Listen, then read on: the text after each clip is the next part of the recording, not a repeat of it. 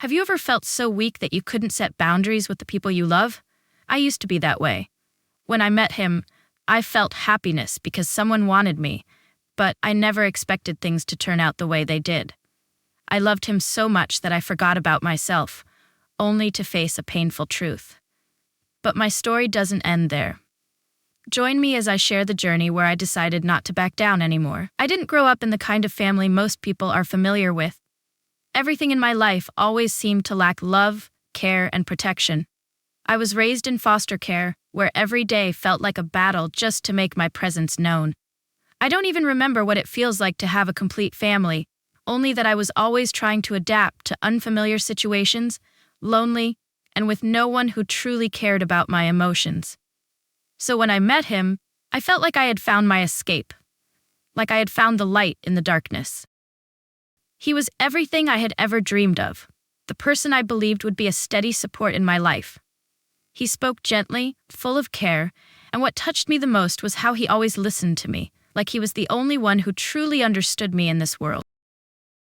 I began to think that maybe, just maybe, I had finally found a place I could call home, a person who would love me and accept me as I am. I didn't need anything more.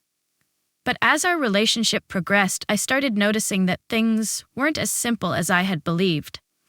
The times he wouldn't come home on time, the calls that went unanswered, and the cold silences whenever I asked questions. I could see the signs of something changing, but I didn't want to believe them. I didn't want to accept that the person I loved could change. I didn't want to go through the loneliness I had endured all my life. I feared losing him, and I feared being alone again. Then he started going out more, sometimes not coming home at all, and when he did, he would disappear for a while. One day, I accidentally overheard a conversation between him and a woman I didn't recognize. All I could hear were laughs and him speaking to her in a gentle tone. At that moment, I felt like my heart was being torn apart. But instead of confronting the truth, I chose to stay quiet, telling myself it must be a misunderstanding. But then, one day, I couldn't pretend anymore. I saw a strange message on his phone, a message from this woman, Sasha, with intimate words I couldn't ignore. Everything had gone too far, and I couldn't stay silent any longer. I started questioning everything. Did he truly love me like I loved him? Or was I just another game, something I never even realized? But then, I tried to convince myself that maybe I was just being too sensitive, that maybe I was just scared of losing him. But that feeling of insecurity continued to grow inside me, like a storm I couldn't calm, and I couldn't keep my composure anymore. I never understood why I couldn't set boundaries. It felt like something was off, but I was always too scared to address it. Every time I thought about speaking up, fear would flood over me. What if he left me? What if he chose Sasha over me? I had no idea what to do, but deep down I knew that I was losing myself in this relationship. The emotional toll was unbearable, and yet I remained silent, constantly trying to convince myself that everything would be okay. I didn't want to lose him, and I was terrified of being alone again.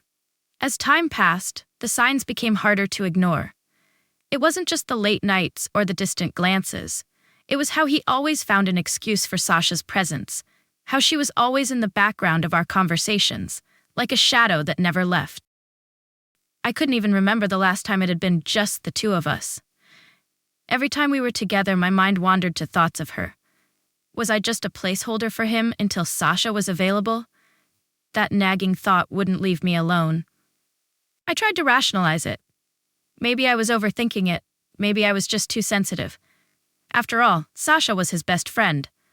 But as the days went by, it became increasingly clear that he treated her with a special kind of affection. The kind of affection I had once hoped would be reserved for me. I couldn't shake the feeling that I was just an afterthought, someone who was only needed when Sasha wasn't around.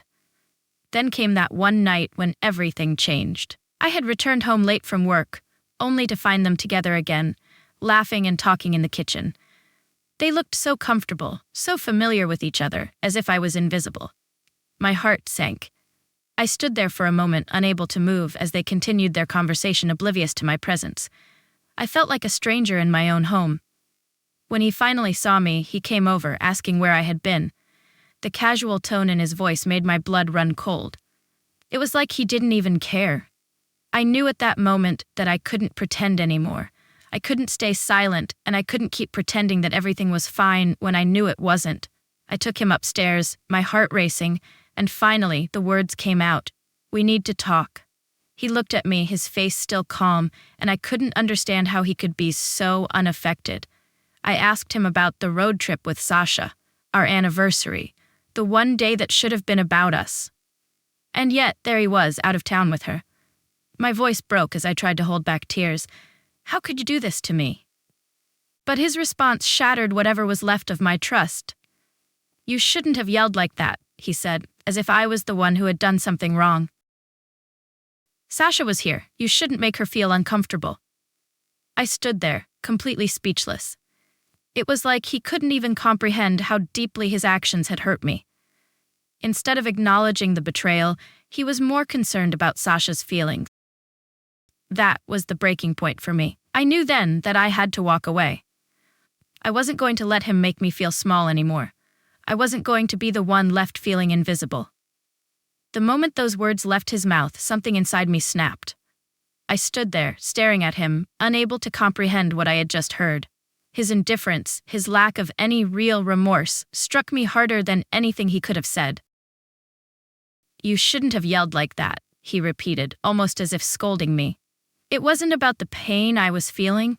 It wasn't about the betrayal. It was all about Sasha's discomfort. I felt the anger rising in me, but I pushed it down, forcing myself to stay calm. I wanted to scream, to shout, to make him understand the depth of my hurt. But all I could do was stand there, feeling more invisible than I had ever felt before. The man I loved, the man I thought I knew, was standing right in front of me, and yet he was choosing her. It was as if I no longer mattered. As the seconds dragged on, I could feel my heart breaking in slow motion. How had I come to this? How had I allowed myself to be treated this way for so long? I had been living in fear, in constant anxiety, just to keep him from leaving me. I had ignored my own needs, my own feelings, because I was terrified of being alone again. But now in this moment, it was clear. I had lost myself completely. I had spent years trying to convince myself that things would get better, that he would come around, that we could work through the issues. But the reality was staring me in the face now. I had been living a lie. I had been playing along in a relationship where my feelings were secondary, where my needs were ignored. And it wasn't even about Sasha anymore. It was about him, his disregard for me, his complete lack of respect. I couldn't stay in this toxic situation any longer. My heart was screaming at me to walk away, to finally stand up for myself, to stop allowing myself to be treated this way. But even as the thought of leaving him crossed my mind, a part of me hesitated. Could I really do it?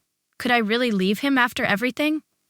The thought of being alone again, of facing the world without him, terrified me.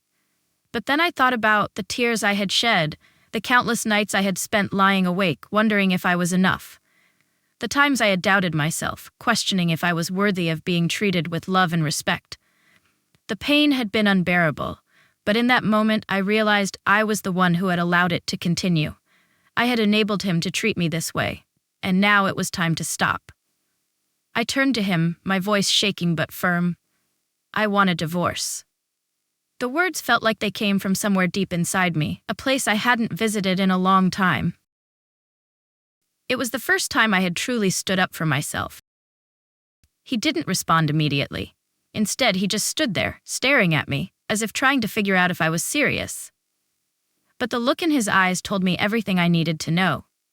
He wasn't surprised. In fact, he looked almost relieved, as if he had been waiting for me to finally make this decision. I didn't wait for him to say anything else.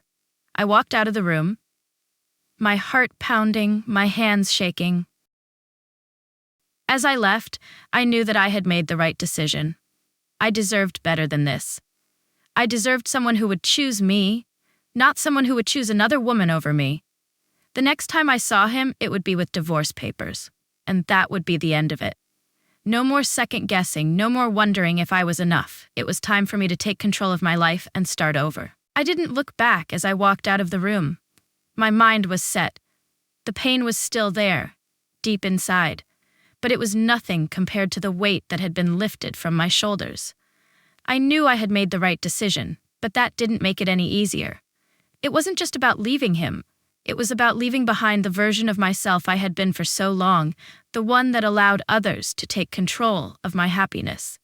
I had spent years feeling small, trying to hold on to someone who clearly didn't value me. But now, I was free. The next few days were a blur. I found myself pacing around my apartment, wrestling with the emotions that kept flooding in. There were moments when doubt crept in, when I wondered if I had acted too impulsively. Could I have tried harder? Should I have given him one more chance? But then I'd remember his face. The cold indifference when I poured my heart out to him, the way he prioritized Sasha over me, even in the worst moment of my life. And in those moments, my resolve would return, stronger than before. I reached out to a lawyer, the first step in the process of ending it all. The idea of signing divorce papers seemed surreal. It felt like the final chapter of a story that had once seemed so full of promise, but had slowly unraveled into something unrecognizable. I kept thinking about the life I had imagined for us, the future I thought we were building together. It was heartbreaking to realize that none of it was real. It was all a lie, built on my hopes and dreams, but completely disregarded by him. The lawyer was kind, professional, but there was something about the process that made everything feel more real. Every time I looked at the papers, I couldn't help but think about how much I had invested in this relationship, how much I had given, only to end up with nothing. My emotions fluctuated between anger, sadness, and even relief. It was like I was grieving the loss of not just a relationship, but a part of myself I had to let go of. I couldn't believe how far I had let myself fall into this toxic dynamic. I had stayed quiet for so long, thinking it was the only way to keep him. I had bent over backward, excusing his behavior, convincing myself that things would get better. But in the end, it was clear. I had been the one holding on while he let go. He had moved on long before I even realized what was happening. The thought of him, of the man I had once trusted with everything, made me sick to my stomach. I had spent so many years believing in the fantasy of our relationship, in the idea of a perfect future, only to discover that he never shared those dreams. It wasn't even the affair that hurt.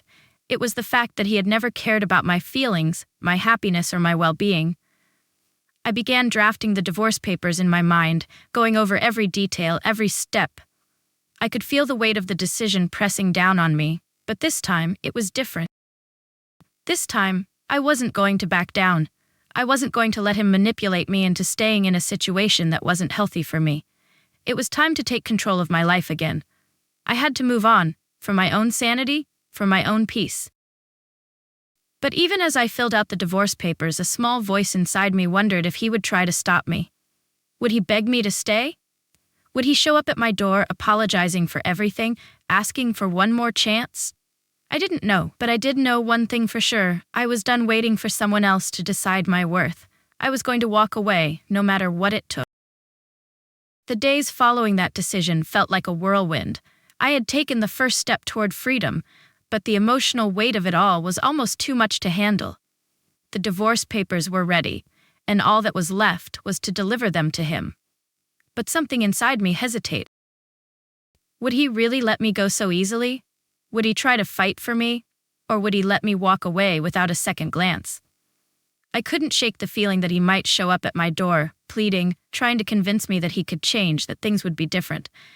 But deep down, I knew I couldn't fall for that again. I thought about our history, about all the times I had ignored the signs, all the times I had made excuses for his behavior. I had given so much of myself, bending over backward to make him happy, thinking that love alone could fix everything. But now, I realized how naive I had been. It wasn't love that needed fixing, it was the relationship itself. The foundation we had built together was cracked. And no matter how much I wanted to believe in it, I knew it was beyond repair. A part of me felt guilty, like I was abandoning something that could have been salvaged. I had dreamed of a future with him, of building a life together, but the reality was, he had already made his choice. Sasha had always been the one he cared about more. It wasn't just about the road trip or the anniversary, it was about the emotional distance that had grown between us, the fact that he had emotionally checked out long before I did. And the worst part? He didn't even try to make it right. He didn't even care enough to acknowledge my pain, to apologize for the hurt he had caused me. All he cared about was Sasha's feelings, not mine. I knew I couldn't let that slide anymore. I had to take control of my own life. For too long, I had allowed myself to be a part of this toxic relationship, allowing him to dictate my happiness. But now, I was the one in charge. I had to remember my worth, to remember that I deserved better than being second place in someone's life. And that meant walking away, no matter how hard it would be. I took a deep breath and grabbed the divorce papers. It felt like the hardest thing I had ever done, yet at the same time, it felt like a weight had been lifted from my shoulders. This was the final step, the last thing I had to do to reclaim my life, my dignity, and my peace of mind. I wasn't going to let him manipulate me anymore. I wasn't going to let him convince me that I wasn't enough. The doorbell rang unexpectedly as I stood there, staring at the papers in my hands. My heart skipped a beat. Could it be him? I felt a surge of panic, followed by a deep sense of resolve. I knew I had to face him now, once and for all. I wasn't going to back down, no matter how much he tried to make me feel guilty, no matter how much he tried to pull at my heartstrings. This was my life, and I wasn't going to let him control it any longer. I opened the door, and there he stood. His face was tense, as though he had been expecting this moment. And I, for the first time in a long while, stood tall. The divorce papers in my hand were a symbol of my strength, of my decision to no longer be the woman who would wait in the shadows hoping for change. I was done.